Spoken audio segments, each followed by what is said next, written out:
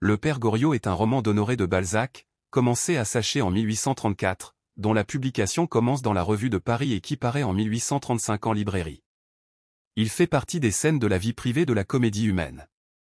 Le Père Goriot établit les bases de ce qui deviendra un véritable édifice, la comédie humaine, construction littéraire unique en son genre, avec des liens entre les volumes, des passerelles, des références.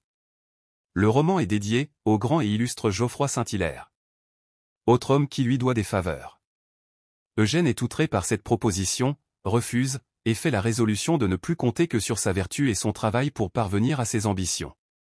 Mais cette résolution est vite oubliée, et les paroles de Vautrin se bousculent dans son esprit. Il rencontre Delphine de Nucingen au théâtre, et est persuadé, à tort, de lui avoir fait une somptueuse impression. Un peu plus tard, les pensionnaires apprennent que Vautrin, ou Jacques Collin de son vrai nom, est en réalité un maître criminel surnommé Trompe-la-Mort.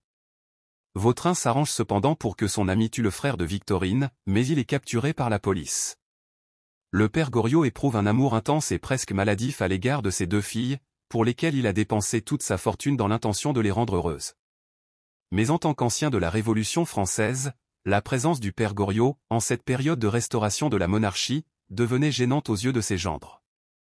Ces derniers sont donc parvenus à pousser les filles du Père Goriot à le renier, non sans la complicité de Goriot lui-même. Il est furieux de la manière dont elles sont traitées par leur mari. Il est enthousiasmé par l'intérêt de Rastignac pour sa fille Delphine et achète même un appartement pour eux deux, afin de les rapprocher, espérant qu'ils s'entichent l'un de l'autre et se mettent en couple, ce qui lui permettra de voir sa fille plus souvent. Quand son autre fille, Anastasie de Restaud, l'informe qu'elle se trouve obligée de vendre la bijouterie familiale de son mari pour payer les dettes de son amant, le Père Goriot est accablé de chagrin par sa propre impuissance et subit un accident vasculaire cérébral. Delphine ne vient pas voir son père sur son lit de mort, et Anastasie arrive trop tard. Avant de mourir, dans une crise de désespoir mêlée de lucidité et de rage, Goriot maudit ses filles ingrates tout en les recommandant à Rastignac et en finissant, dans son dernier soupir, par bénir les absentes qu'il n'a jamais cessé d'aimer. Seul Rastignac et un domestique de la maison Vauquer nommé Christophe assistent aux funérailles. Les filles de Goriot, plutôt qu'être présentes à l'enterrement, envoient leur voiture vide, chacune arborant les blasons respectifs de leur famille.